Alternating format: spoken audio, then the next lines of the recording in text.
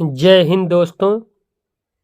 आज की वीडियो में हम देखते हैं भारतीय इतिहास से जुड़े हुए कुछ प्रश्न। भारतीय इतिहास में सबसे पहले हम देखते हैं प्राचीन भारत का इतिहास। प्राचीन भारत के इतिहास के अंतर्गत हम देखते हैं पाषाण काल से जुड़े हुए प्रश्न को। ये प्रश्न तथ्यात्मक नोट्स के रूप में रहेंगे। पहला दिए गया है, पशुपालन का प्रारंभ मध्य पाषाण काल में हुआ। अगर आपसे प्रश्न पूछा जाता है पशुपालन का प्रारंभ कब हुआ, तो उत्तर होगा मध्य पाषाण काल में हुआ। मानव कंकाल के साथ कुत्ते का कंकाल बुर्जहोम जम्मू कश्मीर से प्राप्त हुआ। मानव कंकाल के साथ कुत्ते का कंकाल कहाँ से प्राप्त हुआ, तो बुर्जहोम जम्मू कश्मीर से प्राप्त हुआ। सर्वप्रथम खाद्यान्नों का उत्पादन नवपाषाण काल में प्रारंभ हुआ। सर्वप्रथम खाद्यान्नों का उत्पादन नवपाषाण काल में हुआ।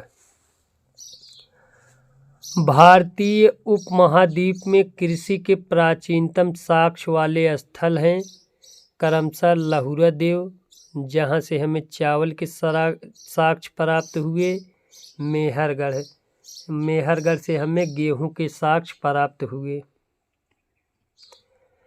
मेहरगढ़ बलूचिस्तान से पाषाण संस्कृति से लेकर हड़प्पा सभ्यता तक के सांस्कृतिक अवशेष प्राप्त हुए। मेहरगढ़ बलूचिस्तान से पाषाण संस्कृति से लेकर हड़प्पा सभ्यता तक के संस्कृति के अवशेष प्राप्त हुए। भारतीय पुरातत्व सर्वेक्षण संस्कृति मंत्रालय के अधीन एक विभाग है। तो भारतीय पुरातत्व सर्वेक्षण किसके अधीन एक विभाग है, तो संस्कृति मंत्रालय के अधीन एक विभाग है। अब देखते हैं संध्या सभ्यता एवं संस्कृति से जुड़े हुए कुछ महत्वपूर्ण तथ्य। संध्या सभ्यता आद्य ऐतिहासिक काल की सभ्यता है। संध्या सभ्यता कब की सभ्यता है, तो आद्य ऐतिहासिक काल की सभ्यता है। सिंधु घाटी की सभ्यता आर्यों से पूर्व की सभ्यता है। सिंधु घाटी की सभ्यता आर्यों से पूर्व की सभ्यता है। पुरातात्विक अन्वेषण हड़प्पा संस्कृति की जानकारी का प्रमुख स्रोत है। हड़प्पा संस्कृति के बारे में अगर जानकारी प्राप्त कहाँ से हमें जानकारी प्राप्त होती है, तो पुरातात्विक अन्वेषण से। हड़प्पा वासियों को तांबा, कांसा, स्वर्ण और चांदी की जानकारी थी। हड़प्पा वासियों को तांबा, कांसा, स्वर्ण और चांदी की जानकारी थी, लोहे की जानकारी नहीं थी। हड़प्पा वासी चांदी मुख्यतः राजस्थान की जावर खान से प्राप्त करते थे। चांदी के लिए अन्य मुख्य स्रोत अफगानिस्तान एवं ईरान में स्थित थे। हड़प्पा वासी चांदी मुख्यतः राजस्थान की जावर खान से प्राप्त करते थे। चांदी के लिए मुख्य स्रोत अफगानिस्तान एवं ईरान में स्थित थे। बनावली से पकी मिट्टी की बनी हुई हल की प्रतिकृति मिली है। तो पकी मिट्टी की बनी हुई हल की प्रकृति हमें कहाँ से प्राप्त हुई है, तो बनावली से। हड़प्पा निवासी मिट्टी के बर्तनों का व्यापक पैमाने पर निर्माण करते थे। हड़प्पा निवासी किस बर्तन का व्यापक रूप से निर्माण करते थे, तो मिट्टी के बने हुए बर्तनों का। सिंधु सभ्यता के महान स्नानागार के साक्ष्य मोहनजोदड़ो से प्राप्त होते हैं। सिंधु सभ्यता के महान स्नानागार के साक्ष्य हमें कहाँ से प्राप्त होते हैं, तो मोहनजोदड़ो से प्राप्त होते हैं। सिंधु घाटी सभ्यता की प्रमुख विशेषता नगर नियोजन को माना जाता है। सिंधु घाटी सभ्यता की प्रमुख विशेषता किसे माना जाता है, तो उसके नगर नियोजन से माना जाता है। हड़प्पा और मोहनजोदड़ो सिंधु सभ्यता के दो प्रमुख नगर थे। हड़प्पा और मोहनजोदड़ो दोनों सिंधु सभ्यता के या सिंधु घाटी सभ्यता के दो प्रमुख नगर थे। हड़प्पा नामक पूरा स्थल सर्वप्रथम ज्ञात होने के कारण इस सभ्यता को हड़प्पा सभ्यता के नाम से भी जाना जाता है। हड़प्पा नामक पूरा स्थल सर्वप्रथम ज्ञात होने के कारण इस सभ्यता को हड़प्पा सभ्यता के नाम से भी जाना जाता है। सिंधु घाटी सभ्यता का लोथल नामक पूरा स्थल गुजरात के अहमदाबाद जिले में भोगवा नदी के तट पर स्थित है। तो लोथल कहाँ स्थित है? तो भोगवा नदी के तट पर। लोथल कहाँ? तो गुजरात के अहमदाबाद जिले में। लोथल से पत्तन या बंदरगाह के साक्ष्य मिले। लोथल में पत्तन या बंदरगाह के साक्ष्य मिले। चहुदड़ो एकमात्र पूरा स्थल है जहाँ से वक्राकार ईंटें प्राप्त हुईं।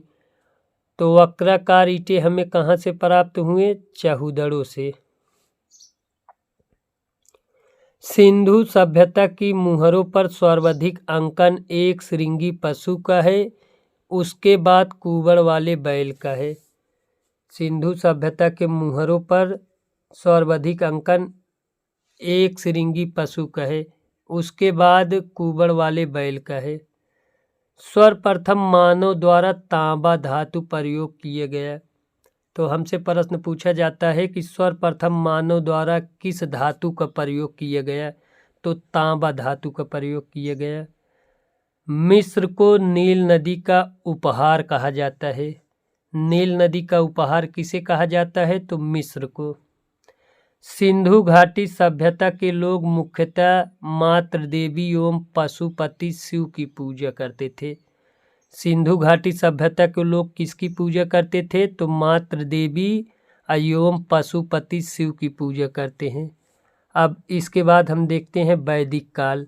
वैदिक काल से जुड़े हुए कुछ महत्वपूर्ण तथ्य को देखते हैं। जैसे आर्य संस्कृत भाषा का शब्द है। आर्य संस्कृत भाषा का शब्द है जिसका शाब्दिक अर्थ श्रेष्ठ या कुलीन होता है। ऋग्वेद, यजुर्वेद तथा सामवेद को वेद त्रयी या त्रयी कहा जाता है। ऋग्वेद, यजुर्वेद तथा सामवेद को वेद त्रयी या त्रयी कहा जाता है। इसमें अथर्ववेद नहीं जोड़ा जाता। वर्ण, वर्ण शब्द का सर्वप्रथम उल्लेख ऋग्वेद में मिलता है। प्रारंभ में हम 3 वर्षों का उल्लेख पाते हैं,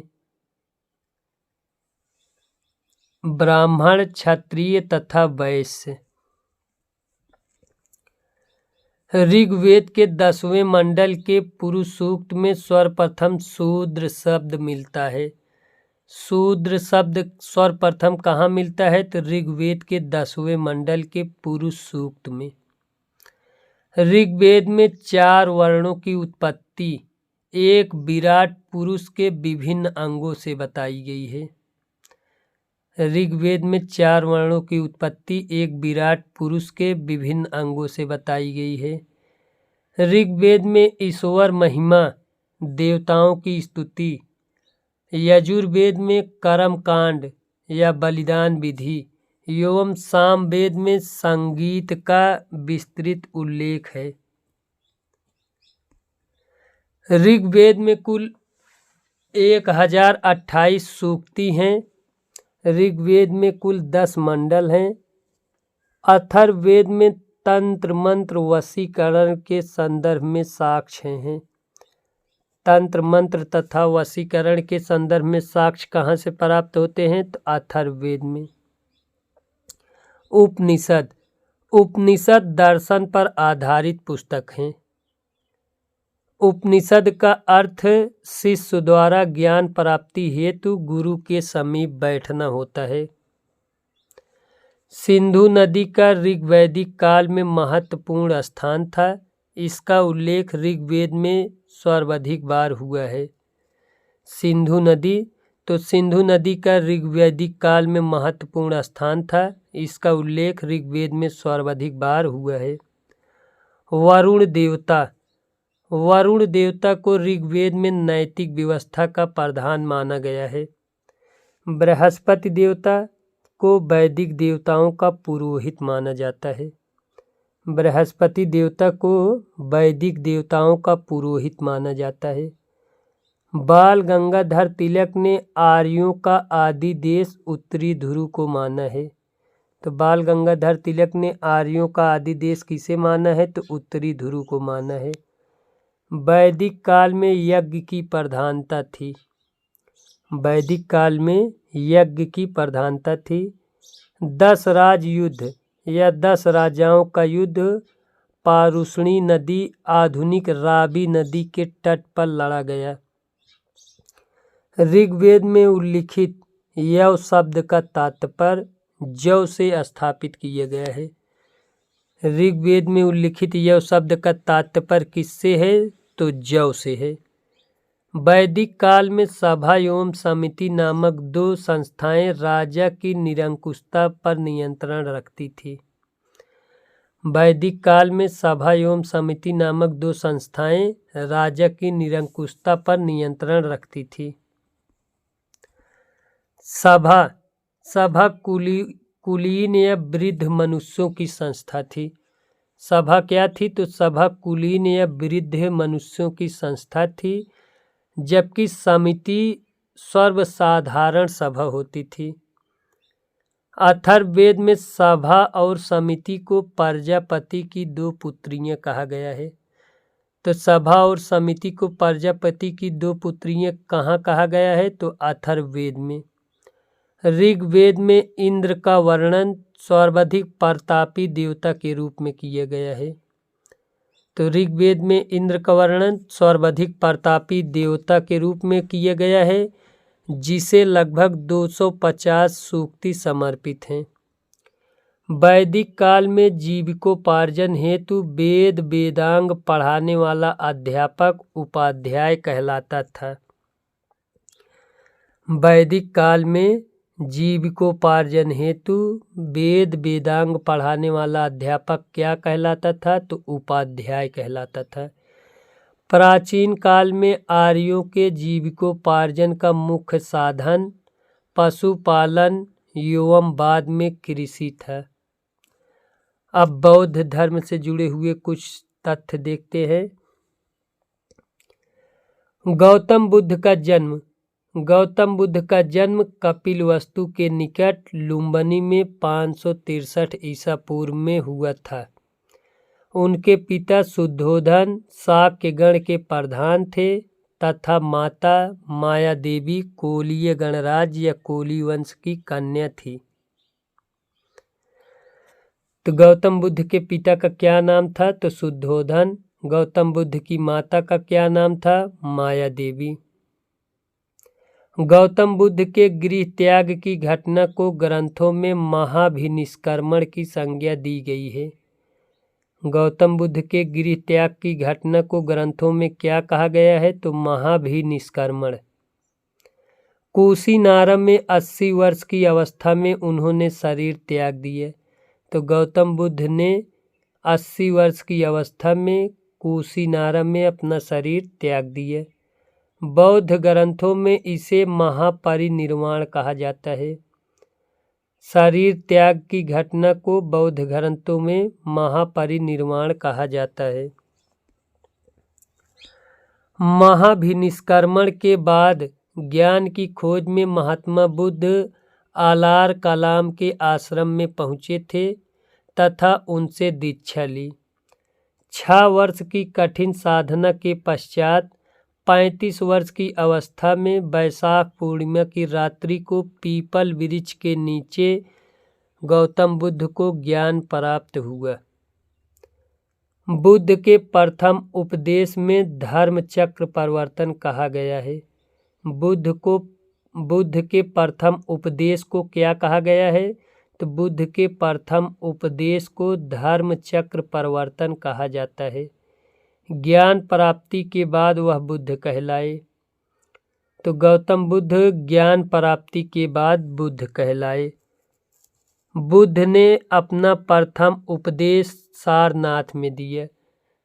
बुद्ध ने अपना प्रथम उपदेश कहाँ पर दिया? तो सारनाथ में दिया।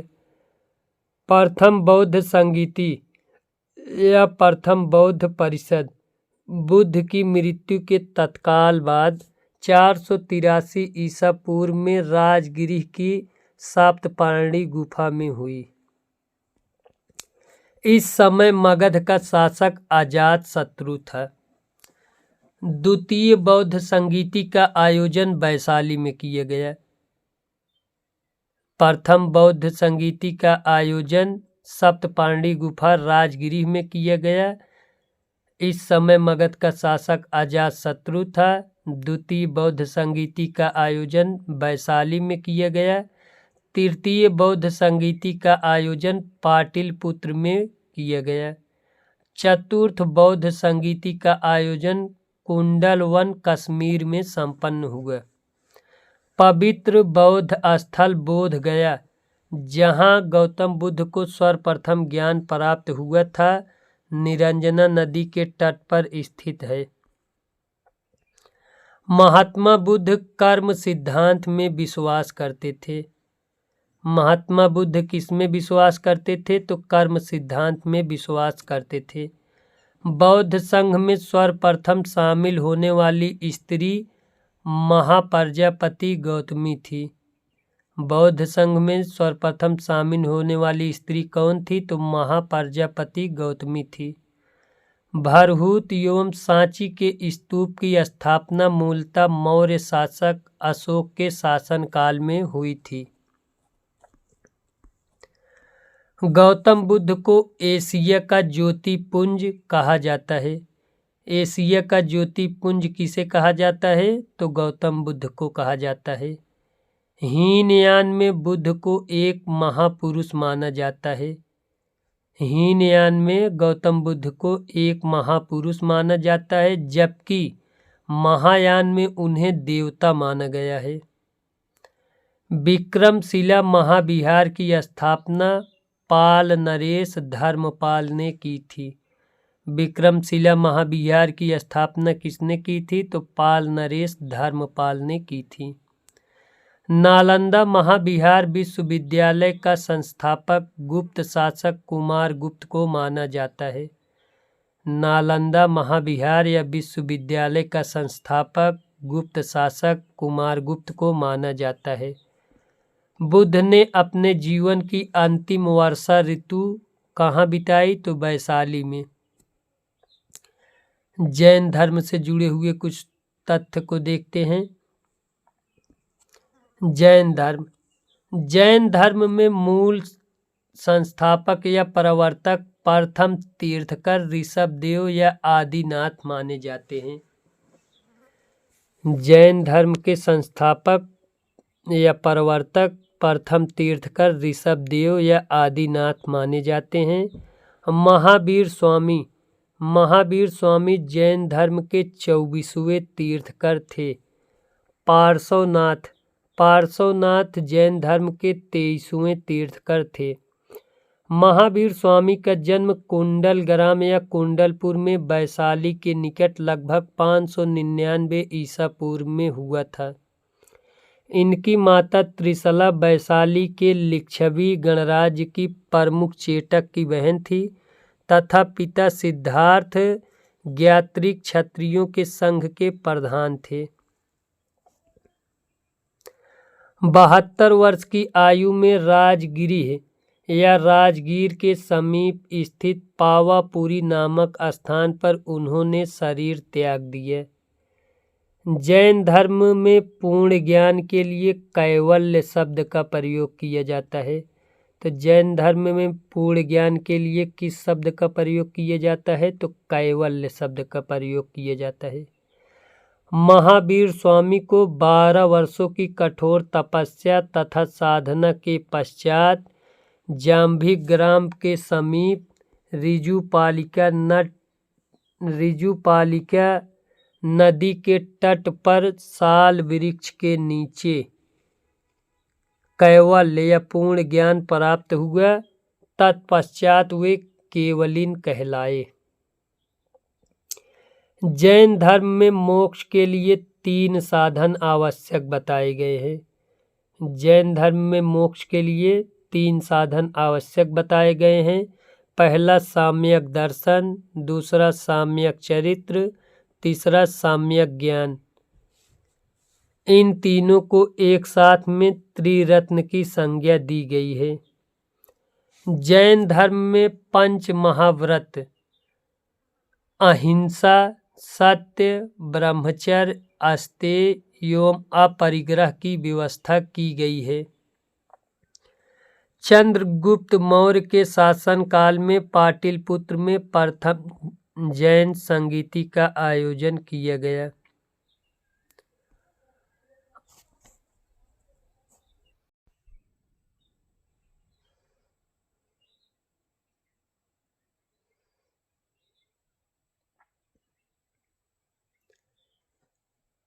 अशोक तथा उनके पौत्र दशरथ के समय में बराबर तथा नागार्जुनी पहाड़ियों को काटकर आजीवक संप्रदाय के अनुयायियों के लिए आवास बनाए गए थे।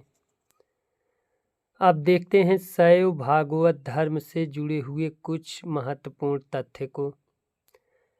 प्राचीन काल में अर्धनारीश्वर के रूप में भी शिव की कल्पना की गई, जो पुरुष एवं प्रकृति अथवा देव और उनकी शक्तियों को के योग को दर्शाता है। शिव और पार्वती की संयुक्त मूर्तियां गुप्त युग और परावर्ती युग में विशेष रूप से बनाई गई। शिव और पार्वती की संयुक्त मूर्तियां गुप्त युग और परावर्ती युग में विशेष रूप से बनाई गई। पुराणों के अनुसार पाशुपत संप्रदाय की स्थापना लकुलिश नामक ब्रह्मचारी ने की थी। पुराणों के अनुसार पाशुपत संप्रदाय की स्थापना लकुलिश नामक ब्रह्मचारी ने की थी। लकुलिश को शिव का अवतार मानते हैं। लकुलिश को शिव का अवतार मानते हैं। कापालिक शैव धर्म का दूसरा प्रमुख संप्रदाय है।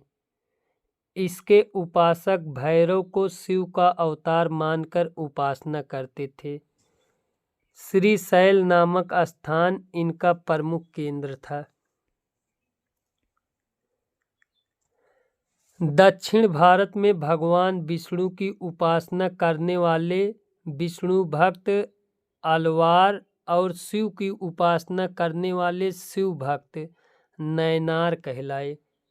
अलवार विष्णु भक्त, नयनार शिव भक्त कहलाए।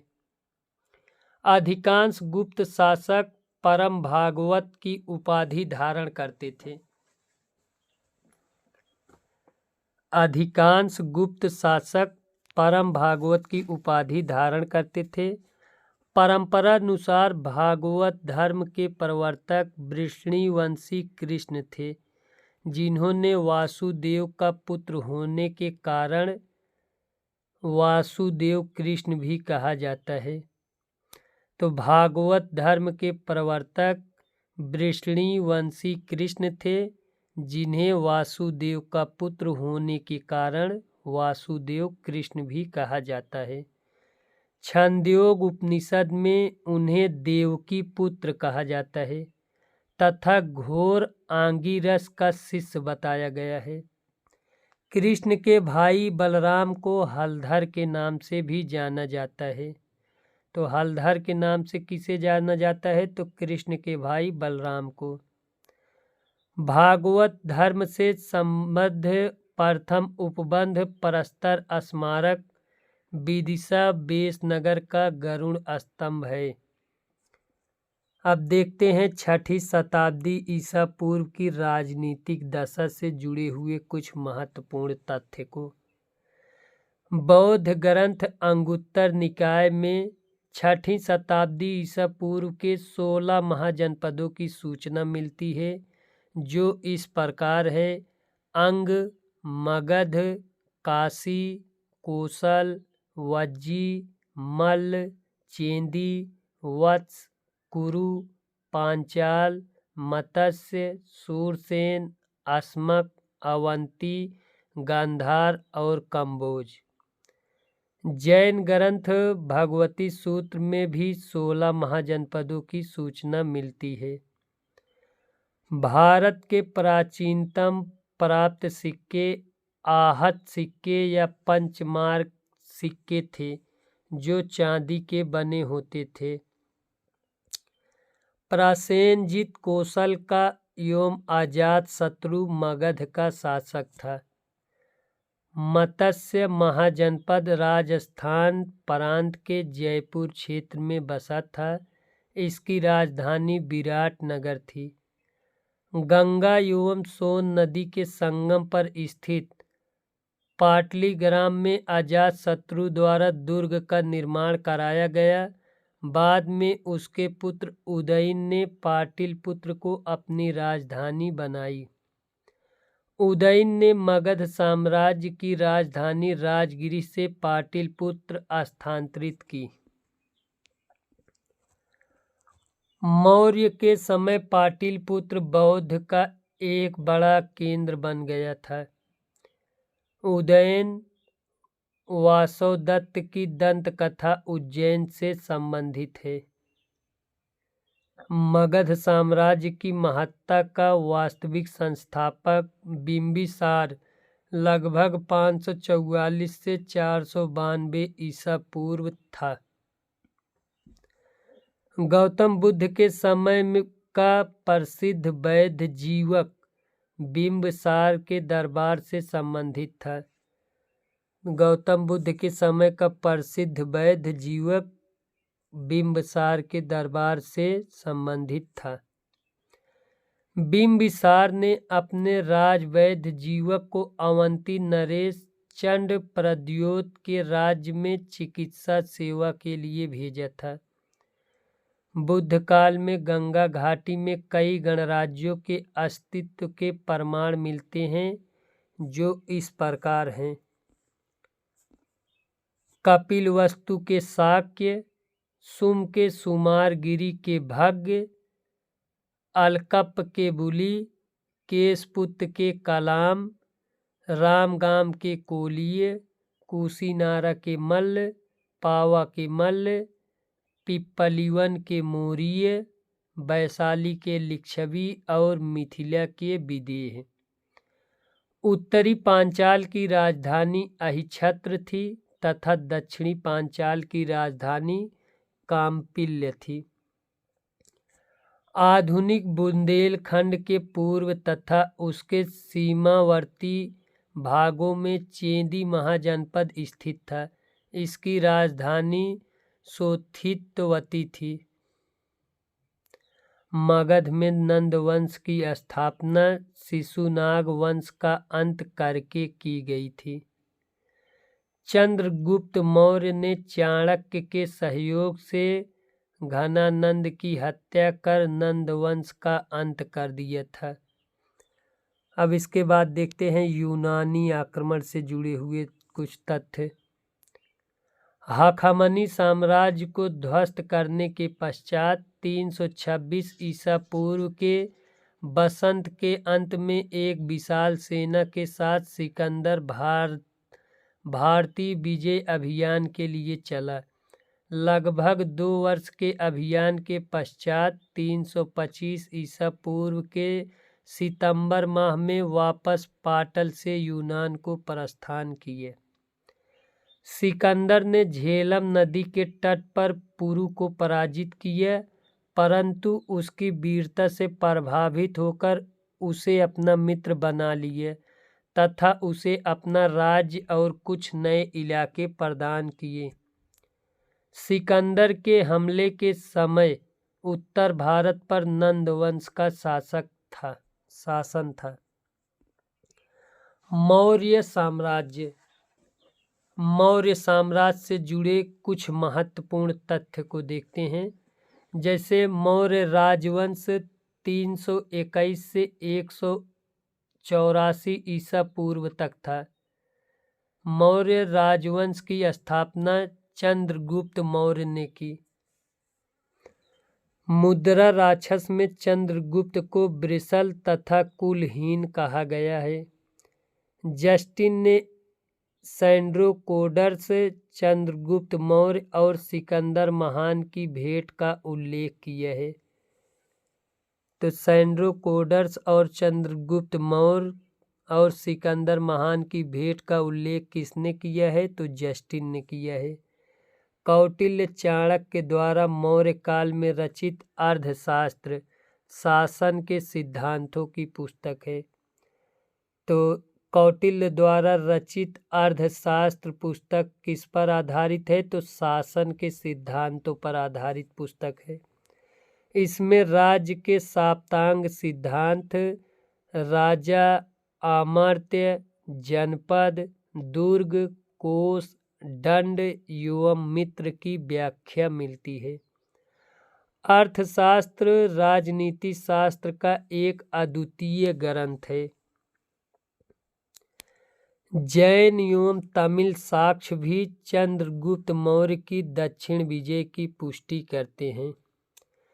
रुद्र दमन के जूनागढ़ शिलालेख में चंद्रगुप्त मौर्य के प्रांतीय राज्यपाल पुष्यगुप्त द्वारा सिंचाई के बांध के निर्माण का उल्लेख मिलता है।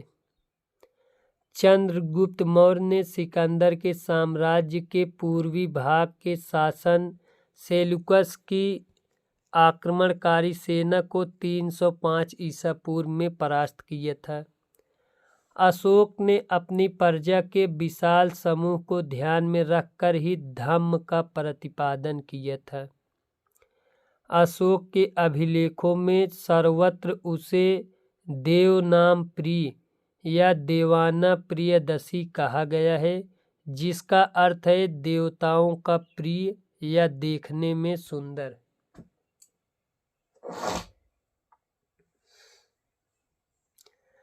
पुराणों में उसे अशोक वर्धन कहा गया है।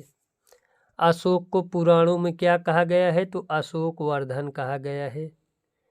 सिंघली अनुश्रुतियों, दीपवंश तथा महावंश के अनुसार अशोक के राज्यकाल में पाटलिपुत्र में बौद्ध धर्म की तृतीय संगीति हुई है। अशोक के अभिलेखों में रज्जुक नामक अधिकारी का उल्लेख मिलता है। अशोक के अभिलेखों में रज्जुक नामक अधिकारी का उल्लेख मिलता है। रज्जुकों की स्थिति आधुनिक जिला अधिकारी जैसी थी, जिसे राजस्व तथा न्याय दोनों क्षेत्रों में अधिकार प्राप्त थे। मौर्य काल में व्यापारिक काफिलों कारवां को सार्थवाह की संज्ञा दी गई थी। मौर्य काल में व्यापारिक काफिलों कारवां को सार्थवाह की संज्ञा दी गई थी। सारनाथ स्तंभ का निर्माण मूलतः अशोक ने कराया था। सारनाथ स्तंभ का निर्माण मूलतः किसने कराया था? तो अशोक ने कराया था। मौर्य युगीन सभी स्तंभ चुनार के बालुआ पत्थरों से निर्मित है। मौर्य युगीन सभी स्तंभ चुनार के बालुआ पत्थरों से निर्मित हैं। अशोक के अधिकांश अभिलेख प्राकृतिक भाषा एवं ब्राह्मी लिपि में लिखे गए हैं। केवल 2 अभिलेखों शाहबाजगढ़ी एवं मानसेहरा की लिपि ब्राह्मी न होकर खरोष्टी है। सर-ए-कुना अभिलेख द्विभाषी ग्रीक आरमेइक है। प्राचीन भारत में खरोष्टी लिपि दाएं से बाएं लिखी जाती थी। अशोक के 13वें शिलालेख से कालिंग युद्ध के संदर्भ में स्पष्ट साक्ष्य मिलते हैं। यह घटना अशोक के शासनकाल के 8 वर्ष बाद अर्थात 261 ईसा पूर्व में घटित हुई। अशोक के बृहद शिलालेख 12 में सभी संप्रदायों के सार की वृद्धि होने की कामना की गई है। अशोक के प्रथम शिलालेख में पशु बलि निषेध का वर्णन है। धार्मिक आधार पर भूमि दान का प्रथम साक्ष्य मौर्योत्तर युगीन राजवंश सातवाहन के समय के एक अभिलेख से प्राप्त होता है। मेगास्थनीज की इंडिका में पाटलिपुत्र के नगर प्रशासन का वर्णन मिलता है। मेगास्थनीज की इंडिका में पाटलिपुत्र के नगर प्रशासन का वर्णन मिलता है। इसके अनुसार पाटलिपुत्र नगर का प्रशासन 30 सदस्यों की विभिन्न समितियों द्वारा होता था। कुल 6 समितियां थीं तथा प्रत्येक समिति में 5 सदस्य होते थे। मेगास्थनीज ने तत्कालीन भारतीय समाज को 7 श्रेणियों में विभाजित किया है। मौर्य काल में सीता अध्यक्ष कृषि भूमि का अध्यक्ष था, वहीं भूमि कर वसूलने का कार्य करता था, जबकि आग्रोनोमोई जिले के अधिकारियों को कहा जाता था। शुल्का अध्यक्ष विभिन्न प्रकार के व्यवसाय एवं व्यापार कर वसूलता था तथा आकाराध्यक्ष खानों का नियंत्रण करता था। मौर्य मंत्रिपरिषद में राजस्व एकत्र करने का कार्य समाहर्ता के द्वारा किया जाता था। तक्षशिला तक्षशिला मौर्य काल में शिक्षा का सर्वाधिक प्रसिद्ध केंद्र था। भारत आए यात्रियों का कालक्रम। सबसे पहले मेगास्थनीज, फिर फाह्यान, फिर हेंगसोंग, फिर इत्सिंग। मौर्योत्तर काल। मौर्योत्तर काल से जुड़े हुए महत्वपूर्ण तथ्य को देखते हैं। उत्तर पश्चिम भारत में स्वर्ण सिक्कों का प्रचलन इंडो ग्रीक या हिंद यवन राजाओं ने करवाया था, जबकि इन्हें नियमित एवं पूर्ण रूप से प्रचलित कराने का श्रेय कुषाण शासकों को जाता है। कुषाण शासकों में बिम कड़फिसेस ने सर्वप्रथम सोने के सिक्के जारी किए थे। वर्तमान में तिथि एवं वर्ष के लिए ग्रेगोरियन कैलेंडर का प्रयोग किया जाता है, जो विश्वव्यापी है। चैत्र चैत्र भारतीय राष्ट्रीय पंचांग का प्रथम माह होता है। भारत में राष्ट्रीय कैलेंडर के रूप में शक संवत 78 ईस्वी को अपनाया गया है। सौदरानंद बुद्धचरितम तथा सारिपुत्र प्रकरण अश्वघोष की प्रमुख रचनाएं हैं। पतंजलि ने पाणिनि की अष्टाध्यायी पर महाभाष्य की रचना की थी। कुषाण शासक कनिष्क के काल में कला क्षेत्र में 2 स्वतंत्र शैलियों का विकास हुआ है, जो है गांधार शैली, मथुरा शैली। शुंग वंश का अंतिम राजा देवभूति अपने अमर्त्य वासुदेव के षड्यंत्रों द्वारा मारा गया। शुंग का अंतिम राजा देवभूति किसके द्वारा मारा गया? तो अपने अमर्त्य वासुदेव के षड्यंत्रों द्वारा। वायु पुराण के अनुसार अंतिम कर्ण शासक सुकर्मा अपने आंध्र जातीय भृत्य सिमुक या सिंधुक द्वारा मार डाला गया। सातवाहन वंश का संस्थापक सिमुक था। मौर्यों के बाद दक्षिण भारत में सबसे प्रभावशाली राज्य सातवाहनों का था। मौर्यों के बाद दक्षिण भारत में सबसे प्रभावशाली राज्य सातवाहनों का था। सातवाहनों की वास्तविक राजधानी प्रतिष्ठान या पैठन में अवस्थित थी। सातवाहन वंश का सबसे प्रतापी शासक गौतमीपुत्र सतकर्णी था। कालिंग का चेदी वंशीय शासक खारवेल प्राचीन भारतीय इतिहास के महानतम सम्राटों में से एक था। इसकी उपलब्धियों की जानकारी का एकमात्र स्रोत हाथी गुम्फा अभिलेख है। अब देखते हैं गुप्त एवं गुप्तोत्तर युग से जुड़े हुए महत्वपूर्ण तथ्य को। गुप्त वंश। गुप्त वंश की स्थापना लगभग 275 ईसा में महाराज श्री गुप्त द्वारा की गई थी। गुप्त वंश का प्रथम शक्तिशाली शासक चंद्रगुप्त प्रथम था। इसने महाराजाधिराज की उपाधि धारण की थी। इतिहासकार विसेंट स्मिथ ने समुद्रगुप्त की वीरता एवं विजयों पर मुग्ध होकर उसे भारतीय नेपोलियन की संज्ञा दी है। इलाहाबाद का अशोक स्तंभ अभिलेख समुद्रगुप्त 335 से 375 ईसा पूर्व के शासनकाल के बारे में सूचना प्रदान करता है। अशोक द्वारा निर्मित यह स्तंभ मूलतः कौशाम्बी में स्थित था, जिसे अकबर ने इलाहाबाद वर्तमान नाम प्रयागराज में स्थापित करवाया था। इस स्तंभ पर जहांगीर तथा बीरबल का भी उल्लेख है। गुप्त शासक चंद्रगुप्त द्वितीय विक्रमादित्य का अन्य नाम देवगुप्त मिलता है। हुरणों का पहला भारतीय आक्रमण गुप्त सम्राट स्कंदगुप्त के शासनकाल में हुआ तथा स्कंदगुप्त के हाथों वे बुरी तरह परास्त हुए। धन्वंतरी चंद्रगुप्त द्वितीय विक्रमादित्य के नवरत्नों में से एक थे। ये आयुर्वेद शास्त्र के प्रकांड पंडित थे। भास्कराचार्य प्रख्यात खगोलज्ञ एवं गणितज्ञ थे। उन्होंने सिद्धांत शिरोमणि तथा लीलावती नामक ग्रंथों की रचना की।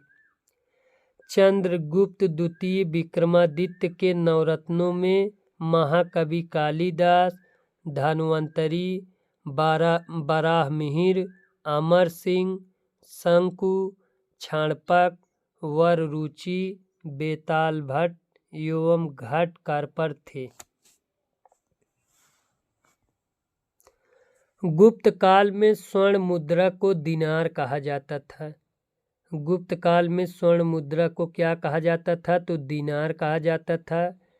चीनी यात्री फाहियान के अनुसार लोग दैनिक क्रय विक्रय में कौड़ियों का प्रयोग करते थे। सती प्रथा का प्रथम अभिलेखीय साक्ष्य एरण से प्राप्त हुआ है, जिसमें गोपराज नामक सेनापति की स्त्री के सती होने का उल्लेख है। गुप्त संवत का प्रवर्तक चंद्रगुप्त प्रथम था।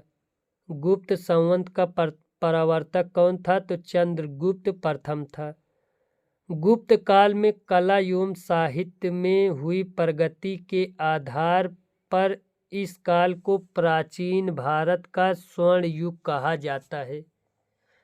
गुप्त काल में कला एवं साहित्य में हुई प्रगति के आधार पर इस काल को प्राचीन भारत का स्वर्ण युग कहा जाता है। विशाख दत्त के नाटक मुद्रा राक्षस से चंद्रगुप्त मौर्य के विषय में प्रकाश पड़ता है। शूद्रकृति मृच्छकटिकम नामक रचना से गुप्तकालीन शासन व्यवस्था एवं नगर जीवन के विषय में रोचक जानकारी मिलती है। शूद्रकृति मृच्छकटिकम नामक रचना से गुप्तकालीन शासन व्यवस्था एवं नगर जीवन के विषय में रोचक जानकारी मिलती है। भारतीय दर्शन में चार्वाक दर्शन जड़वादी या भौतिकवादी विचारधारा का पोषक है। राष्ट्रकूट वंश की स्थापना 736 ईसा में दांती दुर्ग ने की। उसने मान्यखेत को अपनी राजधानी बनाई। मौखरी वंश के शासकों ने अपनी राजधानी कन्नौज को बनाई। हर्ष के समय की विस्तृत सूचना इसके दरबारी कवि बाणभट्ट की कृति हर्षचरित से प्राप्त होती है। इससे जुड़ी कुछ सूचनाएं कलहड़कृत राजतरंगिणी में भी मिलती है। चीनी स्रोतों से पता चलता है कि हर्ष एवं राजश्री दोनों एक साथ कन्नौज के राज सिंहासन पर बैठते थे। हर्ष ने अपनी राजधानी थानेश्वर से कन्नौज स्थानांतरित की। नर्मदा नदी के तट पर पुलकेशिन द्वितीय ने हर्ष को पराजित किया था। तो पुलकेशिन द्वितीय ने हर्ष को कहाँ पराजित किया था? तो नर्मदा नदी के तट पर। पुलकेशिन द्वितीय की ऐहोल प्रशस्ति एवं हेनसोंग का विवरण इस युद्ध के साक्ष्य हैं। प्राचीन कालीन चीनी लेखकों ने भारत का उल्लेख इनतु तथा थियानतु नाम से किया है। विक्रमशिला के प्राचीन विश्वविद्यालय की स्थापना बंगाल के पाल वंशीय शासक धर्मपाल 770 से 810 ईसा पूर्व द्वारा की गई थी। वाकाटक शासक प्रवरसेन प्रथम ने 4 अश्वमेध यज्ञों का संपादन किया है। वाकाटक वंश के शासक प्रवरसेन द्वितीय ने सेतुबंध नामक ग्रंथ की रचना की।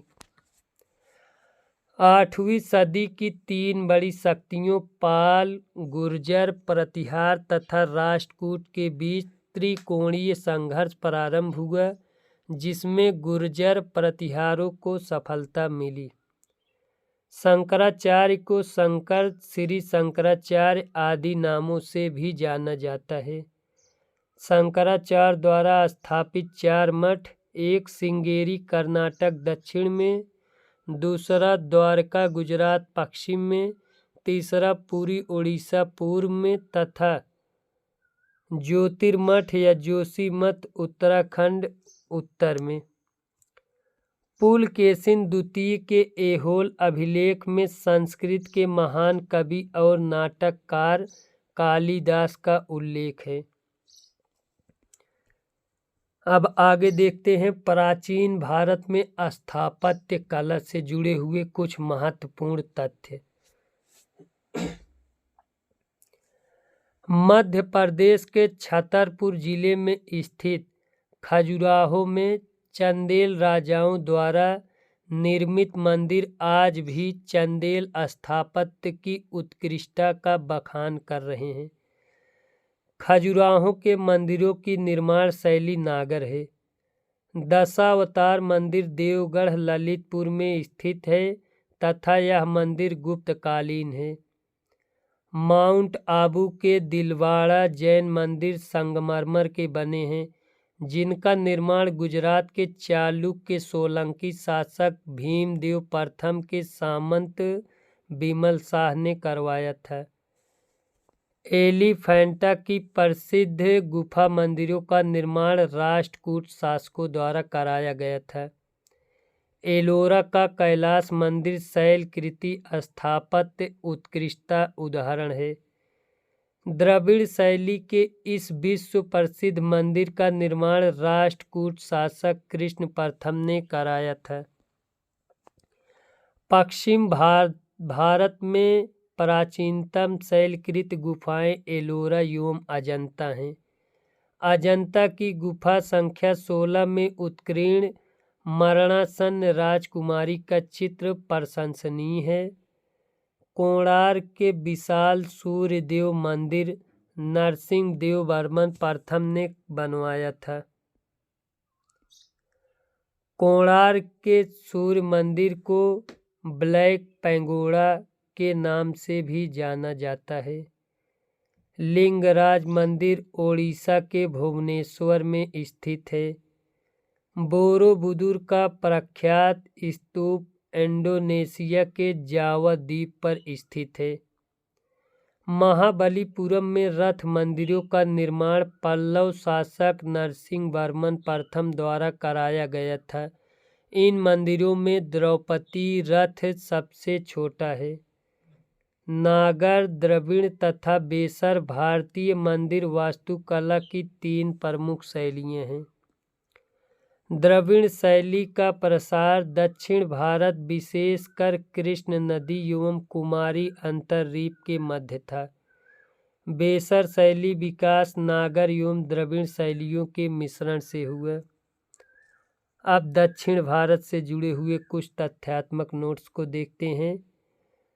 संगम का तात्पर्य कवियों की गोष्ठी से है। संगम का तात्पर्य किससे है? तो कवियों की गोष्ठी से है। दक्षिण भारत में आर्यीकरण का श्रेय महर्षि अगस्त्य को दिया जाता है।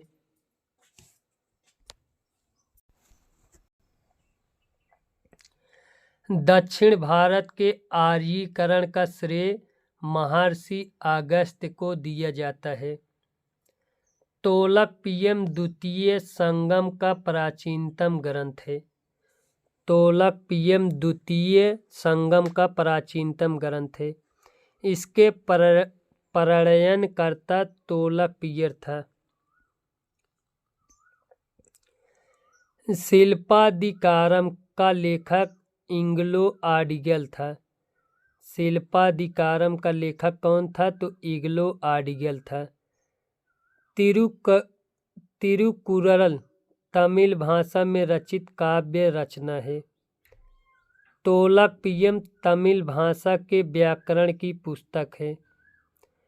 पुलकेशिन द्वितीय वातापी के चालुक्य वंश के शासकों में सर्वाधिक योग्य तथा शक्तिशाली था।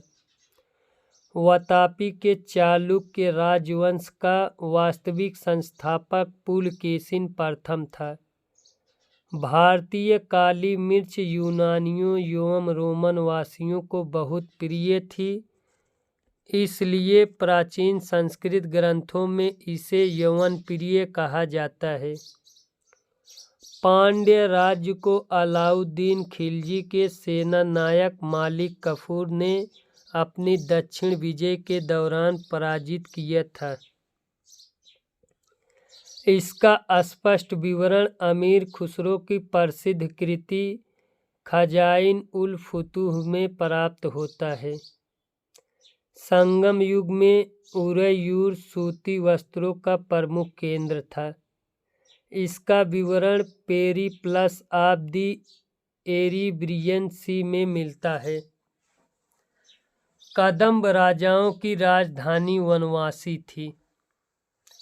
इस राजवंश की स्थापना मयूरवर्मन ने की थी।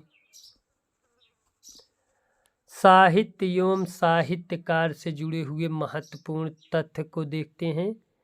यूनानी लेखक हेरोडोटस को इतिहास का पिता कहा जाता है।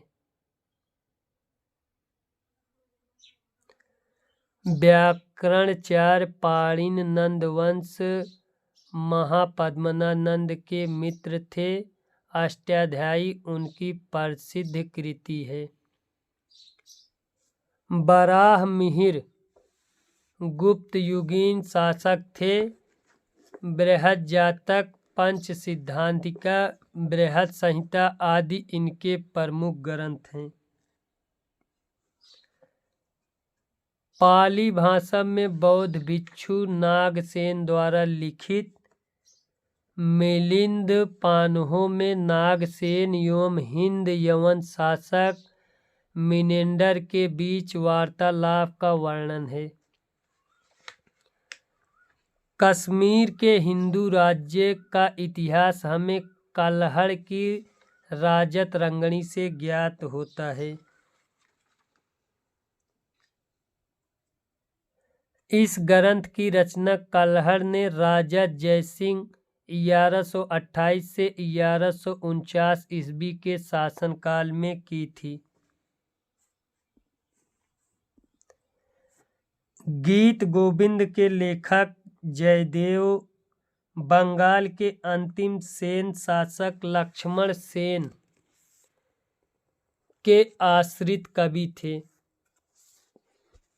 प्राचीन भारतीय पंचतंत्र के मूल लेखक विष्णु शर्मा माने जाते हैं। शूद्रक ने प्रसिद्ध नाटक मृच्छकटिकम की रचना की थी। तो मृच्छकटिकम की रचना किसने की थी? तो शूद्रक ने की थी। 10 कुमार चरित्रम के रचनाकार कौन थे? तो डांडी। 10 कुमार चरित्रम के रचनाकार डांडी थे।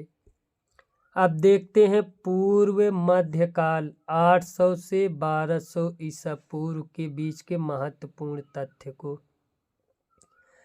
पृथ्वीराज चौहान ने तराइन के प्रथम युद्ध में मोहम्मद गोरी को पराजित किया, परंतु 1192 ईस्वी में तराइन के द्वितीय युद्ध में उसकी पराजय हुई। पाल वंशी शासक देवपाल बौद्ध मतानुयायी था। तो पाल वंशी शासक देवपाल कौन था? तो बौद्ध मतानुयायी था। आल्हा उदल महोबा से संबंधित थे। आल्हा उदल कहाँ से संबंधित थे? तो आल्हा उदल महोबा से संबंधित थे। ये चंदेल शासक परमार्दी देव के सेना नायक थे। तो ये चंदेल शासक परमार्दी देव के सेना नायक थे। चंदेलों एवं चाहमानों के इस संघर्ष का वर्णन चंदरबरदाई कृति, पृथ्वीराज रासो एवं जगनिक कृति परमाल रासो के आल्हा खंड से प्राप्त होता है। जेजाक भुक्ति, जेजाक भुक्ति बुंदेलखंड का प्राचीन नाम था। चंदेल वंश का संस्थापक नन्नू के पौत्र जयसिंह या जेजा के नाम पर यह प्रदेश जेजाक भुक्ति कहलाया। प्रतिहार वंश का महानतम शासक कौन था? तो प्रतिहार वंश का महानतम शासक मिहिर भोज था। विज्ञानेश्वर या याज्ञवल्क्य स्मृति पर मिताक्षरा शीर्षक का टीका ग्रंथ लिखा। जीमूतवाहन ने दाय भाग नामक ग्रंथ की रचना की। जीमूतवाहक ने दाय भाग नामक ग्रंथ की रचना की। पाल वंश का संस्थापक गोपाल था। पाल वंश का संस्थापक गोपाल था। आइए कुछ परीक्षा योगी कुछ महत्वपूर्ण प्रश्नों को और देखते हैं। गुफाओं के शैल चित्र भीमबेटका से प्राप्त हुए। गुफाओं के शैल चित्र कहाँ से प्राप्त हुए? तो भीमबेटका से प्राप्त हुए। सिंधु घाटी सभ्यता थी तो नगरीय थी, जबकि वैदिक सभ्यता क्या थी? तो वैदिक सभ्यता ग्रामीण सभ्यता थी। मूर्ति पूजा का प्रारंभ पूर्व आर्य काल से माना जाता है। मूर्ति पूजा का प्रारंभ कब से माना जाता है? तो पूर्व आर्य काल से माना जाता है। कालीबंगा से जुते हुए खेत के साक्ष्य मिले। जुते हुए खेत के साक्ष्य हमें कहाँ से मिले? तो कालीबंगा से। वेदों में सर्वाधिक प्राचीन कौन सा वेद है? तो ऋग्वेद। ऋग्वेद वेदों में सर्वाधिक प्राचीन वेद है। अथर्ववेद किससे संबंधित है? तो अथर्ववेद औषधियों से संबंधित है। यज्ञ संबंधी विधि विधानों का पता कहाँ से चलता है? तो यज्ञ संबंधी विधि विधानों का पता यजुर्वेद से चलता है। कठोपनिषद में यम और नचिकेता का संवाद उल्लिखित है। यम और नचिकेता का संवाद कहाँ उल्लिखित है? तो कठोपनिषद में। शतपथ ब्राह्मण यजुर्वेद का ब्राह्मण है। शतपथ ब्राह्मण किसका ब्राह्मण है? तो यजुर्वेद का ब्राह्मण है। गोत्र शब्द का सर्वप्रथम उल्लेख कहाँ पर हुआ? तो गोत्र शब्द का सर्वप्रथम उल्लेख ऋग्वेद में हुआ। गायत्री मंत्र ऋग्वेद में उल्लेखित है। गायत्री मंत्र कहाँ उल्लेखित है? तो गायत्री मंत्र ऋग्वेद में उल्लेखित है। पुराणों की संख्या 18 है। श्रीमद् भागवत गीता महाभारत का एक भाग है। श्रीमद् भागवत गीता क्या है? तो महाभारत का एक भाग है। सत्यमेव जयते शब्द मुंडकोपनिषद से लिया गया है। सत्यमेव जयते शब्द कहाँ से लिया गया है? तो सत्यमेव जयते शब्द मुंडकोपनिषद से लिया गया है। ऋग्वेद की मूल लिपि ब्राह्मी थी। ऋग्वेद की मूल लिपि कौन सी थी? तो ब्राह्मी थी। गौतम बुद्ध के बचपन का नाम सिद्धार्थ था। गौतम बुद्ध को बचपन में किस नाम से जाना जाता था? तो सिद्धार्थ के नाम से जाना जाता था। त्रिपिटक बौद्ध ग्रंथों में सर्वाधिक महत्वपूर्ण है। ये है विनय पिटक, सुत्त पिटक, अभिधम्म पिटक। हीनयान और महायान बौद्ध धर्म के संप्रदाय थे। हीनयान और महायान किस संप्रदाय से थे? तो बौद्ध धर्म के संप्रदाय से थे।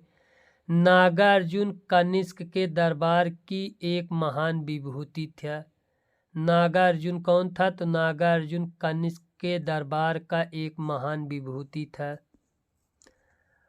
बुद्ध कौशाम्बी उदयन के राज्यकाल में आए थे। बुद्ध कौशाम्बी कब आए थे? तो उदयन के राज्यकाल में आए थे। आलार कलाम बुद्ध के एक गुरु थे। आलार कलाम कौन थे? तो आलार कलाम बुद्ध के एक गुरु थे। जैन धर्म में कुल 24 तीर्थकर हुए माने जाते हैं। जैन धर्म में कुल कितने तीर्थकर हुए? तो जैन धर्म में कुल 24 तीर्थकर हुए। स्थूल भद्र के अनुयायी श्वेतांबर कहलाए, जबकि भद्रबाहु के अनुयायी दिगंबर कहलाए। तो श्वेतांबर कौन कहलाए? तो स्थूल भद्र के अनुयायी। दिगंबर कौन कहलाए? तो भद्रबाहु के अनुयायी। ऋग्वेद में शिव का नाम रुद्र मिलता है। तो ऋग्वेद में शिव का नाम क्या मिलता है? तो रुद्र मिलता है। विष्णु का वाहन गरुड़ गुप्तों का राज्य चिन्ह था। विष्णु का वाहन गरुड़ गुप्तों का राज्य चिन्ह था। रामायण के रचयिता वाल्मीकि थे। रामायण के रचयिता कौन थे? तो वाल्मीकि थे। उदयन वत्स महाजनपद का राजा था। उदयन कहाँ का राजा था? तो उदयन वत्स महाजनपद का राजा था। वैशाली बुद्ध के काल में सबसे बड़ा तथा शक्तिशाली गणराज्य था। वैशाली बुद्ध के काल में सबसे बड़ा तथा शक्तिशाली गणराज्य था। नंद वंश का संस्थापक महापद्मनानंद को कहा जाता था। विशाख दत्त की कृति मुद्रा राक्षस से चंद्रगुप्त मौर्य के विषय में विस्तृत सूचना प्राप्त होती है। विशाख दत्त कृत मुद्रा राक्षस से चंद्रगुप्त मौर्य के विषय में विस्तृत सूचना प्राप्त होता है। मेगास्थनीज सेलुकस निकेटर द्वारा चंद्रगुप्त मौर्य के राज्यसभा में भेजा गया यूनानी राजदूत था। मेगास्थनीज कौन था? तो मेगास्थनीज सेलुकस निकेटर द्वारा चंद्रगुप्त मौर्य के राज्यसभा में भेजा गया यूनानी राजदूत था। नागार्जुन पार्श्व तथा चरक कनिष्क के दरबार से संबंधित थे। नागार्जुन पार्श्व तथा चरक किसके दरबार से संबंधित थे? तो कनिष्क के दरबार से संबंधित थे। महर्षि पतंजलि शुंगकालीन विद्वान थे। महर्षि पतंजलि कौन थे? तो महर्षि पतंजलि शुंगकालीन विद्वान थे। कुषाण वंश का महान शासक कनिष्क था। कुषाण वंश का महान शासक कौन था? तो कुषाण वंश का महान शासक कनिष्क था। चरक कनिष्क के राजवैद्य थे। चरक कौन थे? तो चरक कनिष्क के राजवैद्य थे, जिन्होंने चरक संहिता की रचना की। तो चरक संहिता की रचना किसने की? तो चरक ने चरक संहिता की रचना की। लिंगराज मंदिर ओडिशा के भुवनेश्वर में स्थित है। लिंगराज मंदिर कहाँ स्थित है? तो लिंगराज मंदिर ओडिशा के भुवनेश्वर में स्थित है। स्थापत्य की नागर शैली मुख्यतः उत्तरी भारत में प्रचलित है। स्थापत्य की नागर शैली मुख्यतः कहाँ पर प्रचलित है? तो उत्तरी भारत में प्रचलित है। चोलों की राजधानी तंजावुर थी। इसके अतिरिक्त गंगैकोंड चोलमपुरम भी चोलों की राजधानी बनी। चोलों की राजधानी तंजावुर थी। इसके अतिरिक्त गंगैकोंड चोलपुरम भी चोलों की राजधानी बनी। संगम काल में चोलों की राजधानी उरैयूर थी। संगम काल में चोलों की राजधानी क्या थी? तो उरैयूर थी। कालिदास चंद्रगुप्त द्वितीय के दरबारी कवि थे। कालिदास कौन थे? तो कालिदास चंद्रगुप्त द्वितीय के दरबारी कवि थे। इन्होंने मालविकाग्नि मित्रम, ऋतुसंहारम, मेघदूतम, रघुवंशम, कुमार संभवम, तथा अभिज्ञान शकुंतलम आदि की रचना की। अश्वघोष कुषाण शासक कनिष्क के राजकवि थे। अश्वघोष कौन थे? तो अश्वघोष कुषाण शासक कनिष्क के राजकवि थे। शक संवत 78 ईस्वी से आरंभ हुआ। शक संवत कब से आरंभ हुआ? तो शक संवत 78 ईस्वी से आरंभ हुआ। गुप्त संवत सन 319 से आरंभ हुआ। गुप्त संवत कब से आरंभ हुआ? तो गुप्त संवत 319 से आरंभ हुआ। यहीं पर ये आज का हमारा वीडियो समाप्त होता है। इसके बाद हम मध्यकालीन भारत, इसके आगे ये सीरीज चलता रहेगा। वीडियो देखने के लिए धन्यवाद। अगर वीडियो पसंद आए तो वीडियो को लाइक तथा चैनल को सब्सक्राइब अवश्य करें। धन्यवाद।